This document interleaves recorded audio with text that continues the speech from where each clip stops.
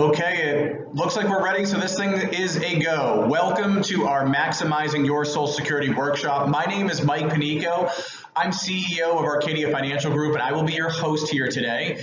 And I'm so excited to have this opportunity to join you to explore opportunities to get more out of your Social Security benefits, because for years now, we've helped hundreds, if not thousands of people through presentations just like this figure out how to get the most out of their benefits. And we do that primarily through education. I know that this stuff is confusing and you have options. When do I collect Social Security? What penalties do I want to avoid? How do I avoid paying taxes on it?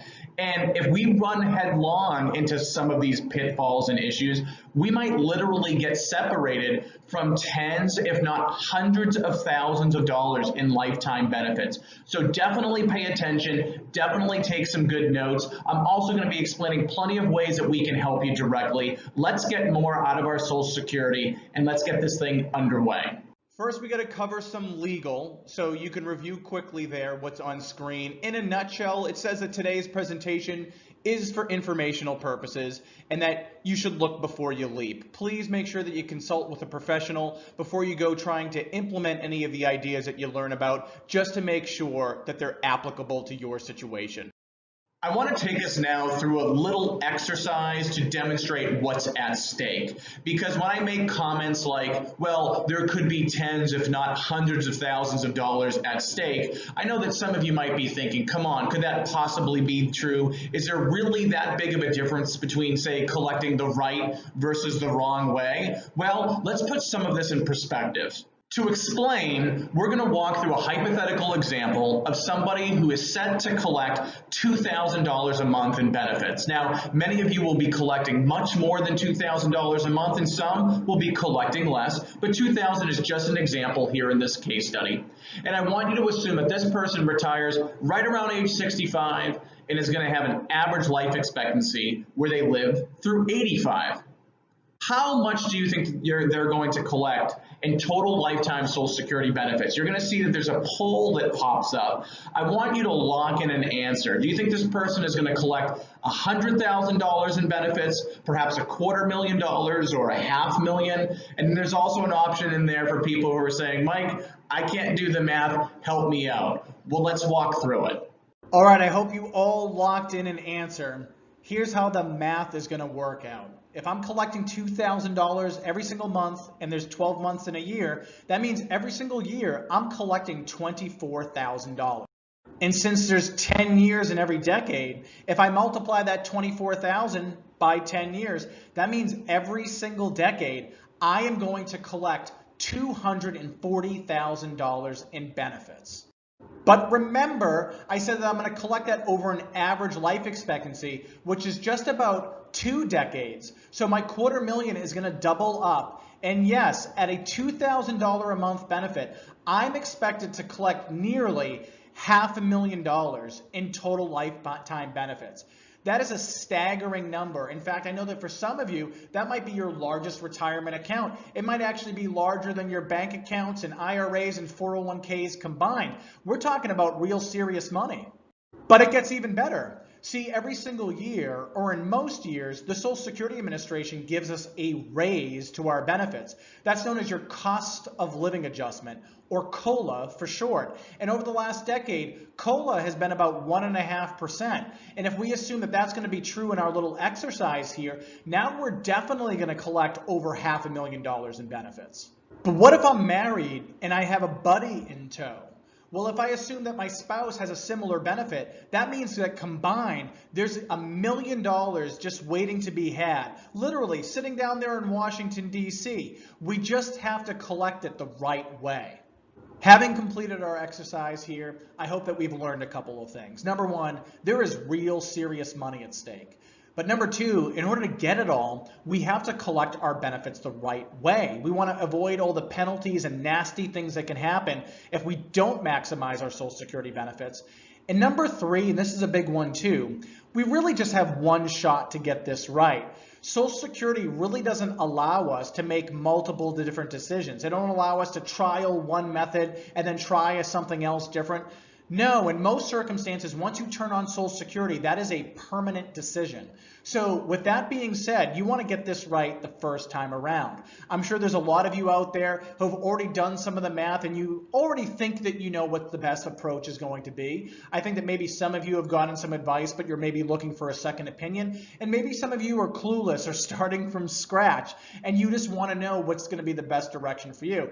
I'll just say this much. It doesn't matter where it is that you're coming from. Over on the right-hand side of the screen, you're going to see a button appear, and that's going to allow you to say, hey, you know what, Mike? I'd like to talk to either you or a member of your team about my circumstances. I need some direction or a second opinion. And if you click that button, you're going to actually be given options to have a 15-minute consultation with us. Now, those consultations do not cost anything. They're free of any obligation. You can also have those consultations with us over the phone, by Zoom meeting, or in our office. It doesn't actually much matter to us. And I'll have more to say about what those consultations look like in just a bit. But at any point during our presentation here, if you figure to yourself, you know what, I think it would be in my best interest to talk to you about the best way to get it right first time around in my situation, then it would be my honor and privilege to assist. And all you got to do to take advantage of that opportunity is to click that button over on the side of your screen.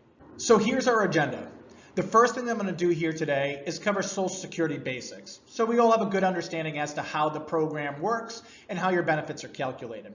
I'm also going to go over considerations for couples, because we have to get two Social Security decisions right, and that makes things a little bit more complicated. So I'll walk you through some of those examples. I'm also going to talk about all the penalties and the pitfalls and taxes that we're going to look to avoid. And then at the end, I'm going to use a case study to draw all of this together so we can see how important it is to be really mindful of all of the decisions that we've got to make in retirement as it relates to our Social Security. All right, folks, let's cover the basics. This should be looking pretty familiar to most of you because, of course, you still get this every single year in the mail, or perhaps you go online. This is your Social Security statement, which is going to tell you exactly what you should expect to collect when you turn on your benefit. But we have to understand the devil that's in the details here and know how to interpret this information correctly. The first thing that you're going to want to do is to find this page, your estimated benefits. There is a plethora of information here. It's going to tell you what you could collect if you retire versus what happens if you're disabled, or what your family might get if you pass away. There's some Medicare information in here. For tonight's purposes, we're going to strictly focus on your retirement benefits. But you'll see there are actually like different pieces of information being conveyed. There's what you collect at full retirement age versus what you get if you wait till 70 or collect early at 62. But before we start even making decisions about whether or not it's best to turn on benefits early or late, it would serve our purposes to kind of stop for a second and say, well, how do they even calculate these benefits to begin with? In order to answer that question, I would tell you to find this page, your earnings record. Here, you're going to see what information has been shared by your employers with the Social Security Administration, serving as a record for all the money that you've made over the years. Now, what the Social Security Administration does with this information is run it through a calculation called Average Indexed Monthly Earnings, or AIM for short. Now, don't worry, folks, there's not going to be a quiz at the end of this presentation, so you don't have to commit all of this to memory, but they're using this information to determine what your benefit is going to be. And specifically, they're only going to use your best 35 years. Now, this causes sometimes some confusion, so let's break it down. You have to have worked at least 10 years to even be eligible for a benefit. But suppose that you've worked 50 years. What are they going to do when it comes to your calculation? Well, out of your 50 years, they're only going to count your best 35 towards calculating your benefit. In other words, your lousiest 15 years are just going to be put to the side and not used at all. Now, another question that typically comes up is, well, Mike, what if I haven't worked 35 years? I've only worked 20.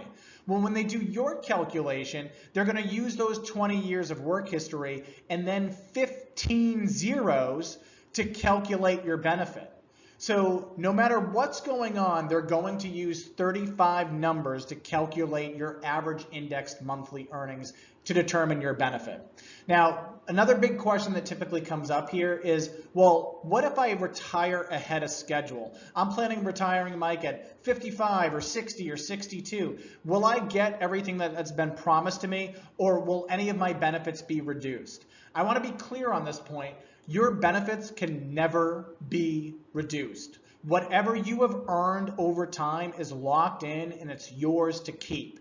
But there can be some confusion here, because if you actually spend some time reading the fine print of your Social Security projection, you'll see that it said that your benefits were calculated assuming that you continue to work through full retirement age. So they're projecting that you continue to work and earn just about the same amount of money that you're making right now all the way through your full retirement age. So if you don't, you're going to be actually a little bit below what they've projected. Now, that might seem like a technicality, but believe me, that doesn't mean that they're taking benefits away. All it means is that what you were projected to get will be a little bit less. So if you are going to be someone that's retiring early, please remember, they'll never take benefits away, but you might just get less than what you were anticipating. Now, once we've verified that they're using an accurate 35-year stretch of time to come up with your benefit, that's where your full retirement age benefit does now come from. And I've got that now circled. It's the very first number in your estimated benefits. But one thing is different from one person to the next, which is your full retirement age. Let's explore. It's pretty easy. Your full retirement age is dependent on just one thing, and that's the year that you were born. So all you got to do is find the year that you were born over there on the left-hand side. Suppose you were born in 1956. Well, that means that your full retirement age is 66 and 4 months. So for some of you, your full retirement age is as early as age 65. For some of you, the latest that you're going to have to wait for full retirement age is age 67. Everybody else is somewhere in between. Now, for the rest of this presentation, when I give you any case studies or examples or hypotheticals, we're just going to assume that that person has full retirement age at age 66. And your full retirement age really matters because as far as Social Security is concerned, there are almost two distinct systems or bodies of rules and regulations that come into play depending on what side of the fence that you collect Social Security. Do you collect on or after full retirement age, or did you collect before full retirement age? And I want to be really careful before I start explaining some of this, because these really just aren't my rules or thoughts here, folks. But here's the deal. The Social Security Administration doesn't really think that you should be collecting before full retirement age. Now, that might sound like a controversial thing to say, but as you'll see in a second, all the nasty penalties and pitfalls only occur before full retirement age. After full retirement age, it's like the coast is clear and they actually reward you for delaying. Let's explore for just a bit here. If I collect after full retirement age, so at 67, 68, 69, or 70, I am rewarded for delaying my Social Security. That reward is actually pretty substantial. They will permanently increase my benefit by up to 8% for each year that I wait, which might add up to a total permanent increase to my monthly benefit of 32%, which is huge. But look what happens on the other side of the fence. If I collect early, my benefits are permanently reduced. Now, the technical reduction is 0.5% for every month that I collect early, which is about a 6.7% annual penalty, which means that if I collect as early as possible at age 62, I'm going to permanently give up or forfeit 25% of my benefits. Now, that's not the end of all the nasty stuff. I'm going to be also subject to the earnings test. If I attempt to collect Social Security and work at the same time, I could pay an additional penalty, and I'll explain that in just a bit. The other thing that I have to consider is that reductions to both spousal and survivor benefits also happened over here on this side of the fence. Now, here's where there's a lot of heated debate, because I'm sure that for many of you, you've done some research or perhaps talked to friends or family, maybe even some coworkers, about what is the right thing to do. Should I delay my benefit or should I collect early? And typically what you'll see is that folks who are proponents of delaying think that the solitary objective here should be to make your checks as big as possible. Proponents of collecting early will say, well, listen, you don't know how long it is that you're going to live. It's probably to your benefit to start early, because if you're going to wait, that's 8 years that you're not collecting. Doesn't it make sense to turn on your benefits early, even if those benefits are going to be smaller? Well, wouldn't you know, we can actually measure the difference as to how or when it's beneficial to collect early or delay. And we do that through something called Social Security break-even analysis. What you're seeing here is a pretty simple hypothetical of a person who's looking at their options. Should I collect at 62, 66, or 70? Now, you'll see that that's delineated by 3 different colored lines. The version of yourself collecting at 62, that's the red line. Full retirement age at 66, that's the yellow line. And delaying benefits, that's the green line. Now, if you look at this chart, in the early years, the red line is on top, because if you're collecting early, you're going to collect more benefits faster.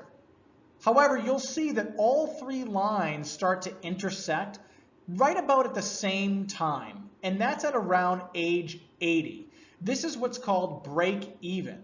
So what this is trying to show you here is that whether you collect a lot of little checks or fewer big checks, in other words, the difference between collecting at 62 or 70, everyone's going to have collected just about the same amount of money come age 80. So, in other words, if you live exactly till 80, the total amount of benefits that you'll have collected, whether you collected early or late, it won't have mattered. You'll have collected the same exact amount. Why is this important information? What is life expectancy in this country? The average person who's 60 or older can actually expect to make it into their mid-80s. And so with that being said, many of you are going to live past average life expectancy. And you can see that if you do, on the right-hand side of our chart, it's the green line that's on top. I mean, let's just take a gander at this here. If I live all the way to 85, it looks like the green line is about $50,000 ahead of the red line. If I make it all the way to age 90, it's almost a $100,000 difference. That's a lot of money. So since most of us are going to have an average life expectancy that is beyond break even, what this analysis would support is that it makes the most sense in many situations to just delay your benefit. And so you might be thinking, okay, Mike, there's the answer I was looking for. Mathematically, it looks like delaying benefits is the right course of action for just about everybody, right? Well, here I got to say, not so fast. Now, not everyone's going to live till 85 or 90 years old. In fact, you might punch the clock one final time at 70, 75, or perhaps even 80. And if that's the case, collecting early was probably the better decision for you. So your own health situation has to be factored into your decision. The other things that break-even analysis doesn't account for is, well, time value of money. $1 in my hand right now is worth a lot more than $1 that I'll get in 8 years. So we want to factor that. We also want to factor in the specifics of our situation. If I'm going to delay my benefit for 8 years, well, where's my income in retirement going to come from? Do I have a pension? Do I have enough in my 401k or IRA to tide me over for 8 years? If the answer is yes, then delaying might make sense. If the answer is no, then I might not literally be able to delay. Did you know also that the amount of tax that you pay, and I'll walk you through a case study to show you this, what you pay in taxes is dependent on whether you take Social Security early or late. And like I described before, this also impacts our spousal or survivor benefits. So I got to warn everybody here. I know that some of you have performed break-even analysis and you think that as a result, you know the best way to collect. But I got to tell you that Social Security is far more complicated than you ever could have bargained for. And by the time I'm done presenting to you here today, you're going to know exactly what it is that I'm talking about. And a great way of actually now beginning to explore that is to now start to talk about some of those couple considerations that I mentioned earlier. At this point, we've covered most of the basics of Social Security. Let's look at some of the complications that couples now have to deal with. Now, sometimes the best way to cover this information is through example. And I'm going to start with a really simple one. I'm going to use myself and my wife, Jess, as kind of our guinea pigs here. We're going to assume that the two of us, we're going to look to retire at age 66. Let's check out what could potentially happen here. It looks on the left-hand side that my full retirement age benefit is $2,000 a month. But Jess, she spent some time staying at home with the kids, and her benefit as a result just isn't as big as mine. She's only on track to get $600 a month. Here's the good news for both myself and Jess. She's actually going to instead get $1,000 a month, because here's the rule that some of my note takers are going to want to take note of, and that is this. You are entitled to your own benefit or half of your spouse's, whichever is greater. And so since in Jessica's case, half of my benefit, $1,000, since that's greater than her own benefit, the $600, she's actually going to get $1,000 a month for the rest of her life, which is pretty cool. So I got to tell you, this is not gender specific. It doesn't matter if I made the most money or if Jess made the most money or if we're in a same-sex relationship. Today, if you were married, you can collect your own benefit or half of your spouse's, whichever is greater. Really, the only catch is that your spouse has to be collecting in order for you to take a spousal benefit on their record. And in this hypothetical, since Jess and I are turning on our benefits at the same time, she's entitled to half of my benefit. Pretty cool, right? But it's not always that simple. Let's walk through a second hypothetical. This time, we're going to collect early. And I warned you folks earlier, the earlier we collect, the more on guard that we have to be for penalties. Now, one penalty that we have to expect is that we're going to get a benefit reduction. I'm not going to be able to collect $2,000 a month anymore. I'm only going to get $1,500 a month because I'm taking a permanent 25% reduction. And the same is true for Jess. She's not entitled to $600 a month anymore. She's only going to get $450 because of that 25% reduction. But some of you might be thinking, well, Mike, she was entitled to half of yours, so she's going to get $1,000 a month instead, right? Not so fast. Remember, Jess is collecting early when Social Security doesn't think that she should. And so as a result, even her spousal benefit is exposed to that benefit reduction. And I want you to see that instead of getting $1,000 a month, now she's only going to get $700, which is markedly less. Now things are going to get a little bit interesting here as we get into our third case study. In this example, we're going to do something called the spousal switching strategy, which is us trying to get as much benefit out of this program that we can. So on the left-hand side, you'll see that I'm waiting all the way until age 70. I'm going to get a 32% increase to my benefit, so I'm going to collect $2,700 a month for the rest of my life. What Jess is going to do is she's going to turn on her benefits when she is 66, so she can start getting $600 a month. Because remember, she can't get half of mine until I've turned on my benefit. Since I'm not turning on my benefit until 70, what she's going to do is start her benefits early at age 66. And that way, once I turn on my benefit at 70, she will get a raise. She's going to get half of my full retirement age benefit, or from that point forward, $1,000 a month. Now, I know that some of you are probably confused. Mike, how come her spousal benefit isn't half of the $2,700? Well, this is just one of the peculiar rules of Social Security. A spouse is always entitled to their own benefit or half of their spouse's, whichever is greater, but you're only able to only get as much as half of their full retirement age benefit, not half of their delayed benefit. So how do we use that information to our advantage? Again, what Jess is going to do is get her own benefit started early and collect $600 a month between 66 and 69.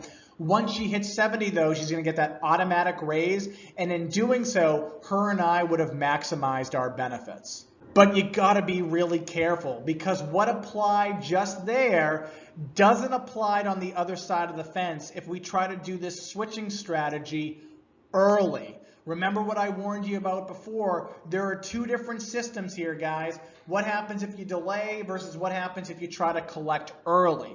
Let's look at what happens to maybe an early bird, right? Here on the left-hand side, myself, I'm not going to wait till 70. I'm going to collect at 66, and by now we know that that's the $2,000 a month. Jess says to herself, well, I remember that hypothetical in case study 3. What I'm going to do is turn on my benefit at age 62, and then when Mike turns on his benefit, I'll get a raise up to $1,000 a month, right? Well, you'll see that she doesn't get a raise to 1,000. She still gets a raise, but to only 700. Now, why did this happen to her? We know that she got a reduced benefit. She didn't get $600 a month between 62 and 65. She only got $450 because just like in all the other case studies here, she's getting penalized for collecting early. But that penalty also applies to the spousal benefit. So instead of getting the $1,000 a month, she's only roughly getting 35% of my reduced benefit, or $700. So she's going to end up getting less. I can't tell you how often people run headlong into this particular mistake because they assume that the rules are equal on both sides of full retirement age. And I just have to tell you, they're not. Here's the deal. I'm sure at this point, some of you are thoroughly confused or lost. Mike, I don't understand how this exactly works or how this is going to apply to me. Here's maybe one of the first times we should take a timeout. Click on that button on the right-hand side so you can schedule a consultation. Because believe me, then when we're walking through how this might apply to your specific situation, it's going to be a lot easier to understand. So if you want to make time to start doing that, now might be an excellent opportunity to click on that button and jump on the calendar. But don't worry about it. We'll still have time to make that selection, and we still have a little bit more ground to cover here. I want to talk specifically next about survivor benefits. So that's going to be what it is that you collect if your spouse passes away. Now, this is actually relatively simple. It doesn't matter who passes away first. What's going to happen is that the smaller Social Security check is going to go away. So in my circumstance and all of these case studies that we've just done, since Jess always is going to have the smaller benefit, whether I die first or whether Jess dies first, it's going to be her benefit that goes away. Now, the good news is that the larger benefit is going to stick around, but that gives us some incentive to think about maximizing that benefit. So I want you to think, if you're in a marriage right now and we have to make two different Social Security decisions, please understand that there is some temptation now to get the breadwinner's check as big as possible. So in other words, if you know that your spouse is going to have a bigger benefit than you, you might want to encourage your spouse to wait until 70 to collect, because if they do that, that's going to make their benefit as big and fat as possible, and that's going to provide maximum survivor protection no matter who it is that lives the longest. But as you might suspect, we have to be really careful about how we apply this information. Here we have an example of me over on the left-hand side trying to do the right thing for my wife. I'm going to delay my benefit all the way to age 70 so I can make my benefit be as big and fat as possible to provide both of us with maximum survivor protections. But I want you to see over on the right-hand side, there's an example here of where this can go a little bit awry. You see, a widow can actually collect benefits as early as age 60, which is going to be a pretty strong temptation if there's an age difference and you just need that money as early as possible. But because Social Security doesn't want just collecting early, they'll actually apply a penalty to that survivor benefit, which can be totally unexpected and certainly unwelcome, especially since Jess is already dealing with an emotional loss, and now we're adding insult to injury by applying a financial penalty to her Social Security situation. So all I got to tell you is that you got to be really careful in terms of how you're coordinating your benefits and have a good understanding as to when's going to be the right time to engage with them so we don't needlessly pay penalties that we could have otherwise avoided. Now what I want to do is depart the realm of any special consideration for spouses and talk about some other penalties and pitfalls that you're going to want to avoid. The first of which are penalties that are exclusive to pensioners. And those penalties come in two flavors. First up, you've got the WEP, sometimes called the WEP. That stands for your Windfall Elimination Program. The Social Security Administration considers you to be double dipping because you're getting two benefits from either your state or federal governments. You're getting a pension, plus you're getting Social Security, and they don't want you double dipping. So what they're going to do is reduce your Social Security by as much as about $450 here in 2020. Now, we would want to try to avoid that penalty if it's at all possible, but in some circumstances, it's just not going to be something that you can avoid. You will have a permanent up to $450 reduction in your monthly benefits. Now, the only way of avoiding that penalty is if you have any what's called substantial earnings. And substantial earnings are any earnings that you earned while working in the private sector. In other words, for a job in which you actually had Social Security tax removed from your paycheck. If you have some of those years to your credit, your penalty will actually be a little bit smaller, which is pretty welcome news. Now, that aside, I got to tell pensioners that the bigger penalty you got to look out for is the GPO. That's your government pension offset. This thing is a real doozy. What it does is that it affects your spousal or survivor rights by up to 2/3 of whatever your pension is. So I want to give you some math and an example here to really just put on display what a nasty penalty that this is. Let's just suppose that I'm collecting $2,000 a month in Social Security, and that is the bigger of the two checks between my wife and myself. I'm collecting $2,000 a month, and let's further assume that I have a $3,000 a month pension that Jess will collect in full if I pass away. Well, here's what happens if I pass away. She's going to get that $3,000 a month pension, but 2/3 of that pension is $2,000. And so what the Social Security Administration is going to do is reduce her survivor benefit by $2,000. And so since she was scheduled to collect my benefit of $2,000, but her penalty is $2,000, she is going to collect zero in Social Security from that point going forward. In other words, her spousal benefit, her Social Security benefit is eliminated. This is a really nasty penalty, and you want to be aware of how it's going to affect you well in advance, because by the way, once you find out about this, if it's new information after your spouse has passed, there's really nothing that you can do about it. But with some appropriate planning, there are moves or maneuvers that you can make in advance to soften this blow. And if you're interested in learning about what some of those things are, all the more reason to have a consultation with us. Now, the next thing I want to talk to you about is the earnings test. You might have remembered me warning you earlier that if you work and collect Social Security at the same time, you might actually pay some penalties. And here's how those penalties work. Let's start on the top left-hand side here. If you're 62 years old and turn on your Social Security benefits, you're only allowed to make up to $18,240. Up to that amount, you can keep all of your Social Security. But if you earn beyond that amount, you're going to pay a penalty. And the way that the penalty applies is that for every $2 beyond that limit, $1 of Social Security will be taken away from you. So here's an example as to how that math might shake out. Let's suppose I'm 62, I turn on Social Security, and I make $30,000 a year working 9 to 5, okay? If I make $30,000, that's $12,000 or just about over the limit. They're going to take that $12,000, divide it by 2, that's $6,000, and I am going to forfeit $6,000 in Social Security benefits this year. And that might be like 3 or 6 or maybe even 9 months worth of benefits. So in a lot of circumstances, in fact, most circumstances, I would argue that turning on your benefit when you're making more than the exempted amount, the $18,000, is almost always a mistake. Now, you can see that there's some different rules that pertain to the that pertain to the year that you first retire. And also there's a different set of rules for what happens if you work beyond full retirement age. Beyond full retirement age, I can earn as much as I want without penalty. And remember, that's because there's two systems. After full retirement age, I can kind of do whatever I please.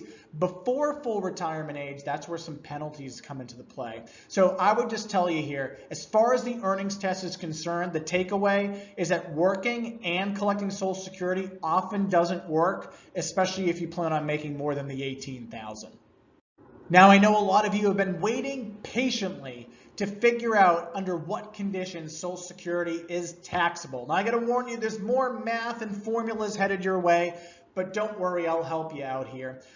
To determine whether or not your Social Security is going to get taxed, the formula that gets applied works roughly as follows. Take half of your Social Security benefit that you're going to collect that year and add to it everything else that you're doing for taxable income. And I do mean just about everything. Wages, pensions, annuity payments, dividends, interest, just about everything else is going to count against you. So add all of that stuff, add it with half of your Social Security benefit, and you've just calculated what's called your provisional income. And what you're going to want to do is run that number past a couple of thresholds. And we have two right here on the screen. We have the central column that affects anybody who's single, head of household, or a widow. And then you have the far right-hand side, which is married folks. So you can see that if I'm single and my provisional income is less than $25,000, or if I'm married and that provisional income is less than $32,000, then none of my Social Security benefits are going to get taxed. But the moment I exceed those levels, up to 50% of my benefit can then be taxed. And in some circumstances, specifically over $34,000 of provisional income for single folks and over $44,000 of provisional income for married folks, now up to 85% of my Social Security gets taxed. Now, that was a lot of information to throw at you over the internet here, so you might be slightly confused, but just look at those numbers here, folks. These aren't difficult thresholds to reach, are they? I mean, can't you imagine that most people when they retire, when they combine everything together, are going to have $2,000, $3,000, or $4,000 a month of income? In fact, most of you watching this, that's going to be the case for you. And so what you're going to discover is it's actually relatively easy, absent planning, to pay taxes on your Social Security. But stay patient. I'll actually give you an example as to how some of this can sometimes be avoided. Now, in order to walk you through how that's sometimes the case, I'm going to tie everything together with one final case study. So we're going to call this How It Is That You Optimize Your Benefits. Now, this case study might be like hitting the nail on the head. In other words, you might say, golly gee, this sounds a lot like me. And for others, you're going to be like, this situation's not very similar to mine. Here's the point really, guys, of the case study. I know that with all different types of folks watching, with different strokes and backgrounds, goals, and objectives, there's no way that we'd have enough time to cover all the various cases that might cover all of your individual situations. All I want you to see here is the impact of really thinking through how we can collect Social Security and how trying to avoid certain taxes and penalties might actually work in our favor. So let's get this case study underway. All the details are right here on screen. We've got a nice couple. Their name is Jim and Bonnie, and they're 65 years old. They're looking to retire this year. When they do retire, Jim's going to have a pension of $21,000. Not too bad, Jim. They're also looking to have about $40,000 in combined Social Security. That's not too bad. So between pension and Social Security, they'll have about 60 grand a year. That's about $5,000 a month, a pretty comfortable type of budget there for Jim and Bonnie. The fourth bullet point, though, what it says is that they want an additional 50 grand in the year that they retire. I got to tell you, this is fairly common. We run into a lot of folks when they retire, they want to take a big vacation to celebrate, or perhaps they want to get a new car or take care of some sort of a home improvement. Jim and Bonnie want 50 grand. Now they're trying to decide where to take that money from. They could take that 50 grand from Jim's IRA, or they could take it from some money they got selling an inherited home. So they have some options and they have some decisions to make. When do they turn on Social Security? Where's that $50,000 going to come from? The last thing that you need to know about these guys is what they're expecting by way of longevity. That's the final bullet point. Jim is expecting to have an average lifespan. He's going to plan on making it to 85, but because Bonnie, she's drinking so much green tea and doing her Zumba, she assumes that she's going to make it till 90. What can we do here to help these guys? Well, the first thing that we're going to do at my office is we're going to run all their information through a battery of software to see what kind of trajectory that we're on. And what I'm going to tell you is that when I put in all of their information and say, hey, how likely is it that Jim and Bonnie are going to be able to spend $5,000 a month, adjusted for inflation and taxes, every month all the way through age 85 and 90 respectively? Is that closer to a sure thing, or is it more of a maybe? And my software tells me that these guys have a 65% likelihood of covering their budgetary needs through life expectancy. So in more cases than not, these guys can actually expect to accomplish their goals at a 65% chance of success. That's pretty good, but it's not great. I mean, I know if I were Jim or Bonnie, I'd rather have like an 80, a 90, or a 100% chance of certainty. 65% chance of success means that there's a 35% chance of failure. And so I know that they're looking for tips and techniques to actually improve what's possible. The first thing that I'm going to suggest to these guys is to think about where that $50,000 is going to come from. Remember, they could take it from their IRAs, or they could instead take it from the bank account, because remember, they sold a house and they get some money sitting in the bank. Well, how they spend that money is actually going to be really impactful in terms of their success, not only this year, but all other years in the future. So to kind of draw that out for you, we're looking at two different case studies within this case study. Case number one, what happens if Jim and Bonnie take that money out of the bank account, the $50,000 that they need, or what if they, case two, take the money out of their IRAs? Let's walk through things, okay? Over on the left-hand side, case number one, if they take the money out of their bank account, really they're not going to have a lot of taxable income this year, because Social Security would only be minimally taxed. They only have Jim's pension, remember that 20 grand? You add that together, that's about $25,000 worth of income. Their standard deduction is $24,000. That leaves them with only $1,300 of taxable income. And that means that once you run the math on their taxes, they're only going to pay $137 in federal tax this year. Pretty good. But what if they take the money from their IRA? That's case two. A lot of taxes get triggered, and you're probably wondering why. Well, remember, if I take money out of my IRA, that's going to be ordinary income. And so, of course, that's going to increase the amount of tax that I pay. But here's a little devious thing that happens. Remember, when calculating Social Security tax, all your other income counts against you. So in the first case study, only Jim's pension counted against them. But now that they're taking another $50,000, which is taxed as income from their IRAs, now not only are they paying tax on that distribution, but it's forcing even more of their Social Security, approximately 6 times more, to get taxed. So now their total income is 100 grand. They still have the same standard deduction, but now their taxable income is 79,000, and they're going to pay $9,000 more in tax.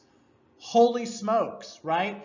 I hope that you're seeing here that Social Security and the decisions that you make with it shouldn't operate in the bubble. You've got to think about where other income is going to come from and when. So just in finding this little nugget and suggesting that they go by way of case one instead of case two, it's going to make a big positive impact on their situation.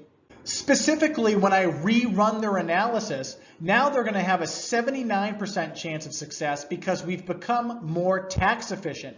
That's a huge improvement. They went from 65% chance of success all the way to 79. And I got to tell you, that's got them feeling pretty good, but I know that they can be even doing better. Next thing we turn our attention to is Social Security itself, and we're going to look at break-even analysis. Watch what happens when we walk through this math. I say to these guys, listen, if you turn on your Social Security at age 65, that's row number one. That means that by the time you're 70, you'll have collected $250,000, and by the time you're 90, you'll have collected $1.3 million. That's a ton of money. But of course, Jim and Bonnie are going to wonder, well, we've heard, Mike, that sometimes it makes sense to delay. What about row number 2? What if we collect instead at age 70? Well, I want you to see what happens in the second column. By 90, they collect $1.6 million instead. And that should make some sense. They've delayed their benefit, so they're going to collect 1.6. That's $250,000 more, which you can see as I've listed as their gain. Wouldn't everybody like an extra $250,000 in Social Security benefits? Well, all you got to do, like Jim and Bonnie, to get something similar is just to delay your benefit. And they say, Mike, yeah, that's going to help us an awful lot. We want an extra $250,000. Let's delay our benefit. Not so fast. What I point out for them is that if they delay their benefits until 70, there's going to be a loss of sorts that they incur because their income need is going to have to come from somewhere else. If it's not coming from Social Security, it's going to have to come out of their savings. And to get them by between the ages of 65, 66, 67, 68, and 69, I estimate that they're going to have to spend $207,000 of their own spending. So tell me, folks, do you think it makes a ton of sense to delay benefits to get an extra $250,000 in Social Security benefits if that means that I'm going to give up about $210,000 of my own savings? I would tell you it doesn't make a ton of sense. In fact, when you work out that math, it's only about an additional 40 grand that they get by waiting. Now, 40 grand is nothing to shake a stick at here, but I got to make clear that the amount of money that they have in savings is finite. Once it's gone, it's gone. And if they spend through 200,000 of it and taxes go up, or if they spend through 200,000 of it and maybe like a healthcare event happens, they could be in a lot of trouble. So what I tell them to do is this: don't wait until 70. And I know that some of you are saying, okay, yeah, so they're going to collect at 65. Again, not so fast, because we have to think about survivorship and what happens if one of these guys passes away. So what I actually advise these guys to do is the following. Bonnie, you're going to turn on your Social Security right away so that we can start collecting some money. But Jim, we're going to have you delay until 70. That way, if something bad happens to you guys, Jim's benefit will be as big as possible and provide maximum survivorship protection. Watch what happens when we do that little strategic move. With that last little augmentation, now I've got these two up to a 97% chance of success. Now, hey, it's not 100%, but this is really close, and I know that in their particular situation, I would feel really confident about retiring if that were important to me. So let's take a stock of our journey here in our little case study. Things started off already looking pretty good, a 65% chance of success. But what did we do for Jim and Bonnie? We advised them as to where other money should come from, which helped them with their taxes. But we married that through strategic work with Social Security, and that elevated them from 79% to 97% chance of success. And in doing so, what we've now done is we've put more money into their pocket, and we've got them feeling even more comfortable. And I know that if we're able to apply this same type of analysis and discerning eye to your situation, we could probably do much of the same thing for you. So I want you to know that my team is here to help. It's been on that side of the screen the entire presentation. Have a consultation with either myself or with Justin. We're going to make ourselves available in 15-minute increments. You can meet with us online, over the phone, or in person in our office. Doesn't much matter to us to get some things clarified about your Social Security or to look at the big picture and figure out the most strategic way to solve for Social Security and the rest of your retirement big picture. We've got a whole team of people that are scheduled and on deck to help you guys because we want to make sure that each and every single one of you that have attended get the most help that you need. And I know that everybody here at Arcadia Financial Group, we're really excited to help. We've got a location in Manchester, New Hampshire, as well as Methuen, Massachusetts. So feel free to meet with us in whatever location is most convenient, or if instead you'd like to meet over the phone or Zoom, we can accommodate that as well. Our singular objective is to try to meet you on your terms by whatever way is most convenient to see if we can add some real serious value to your financial situation. Listen, folks, you've been very supportive and attentive, and I appreciate all the time and energy that you've given this presentation here today. So there's some next steps on screen here. Schedule that phone call or in-person meeting. If there's a conflict, it's not a big deal. My team will help resolve it for you. And have that consultation. Our time is free, so take advantage of it. Get the right information that you need, and I know that myself and the rest of the team will have a lot of fun trying to help you find more money to put back in your pocket for your retirement. Guys, thanks again for attending our workshop. I hope you learned a thing or two, and I look forward to having a lot of consultations with you in the near future. Have a great day.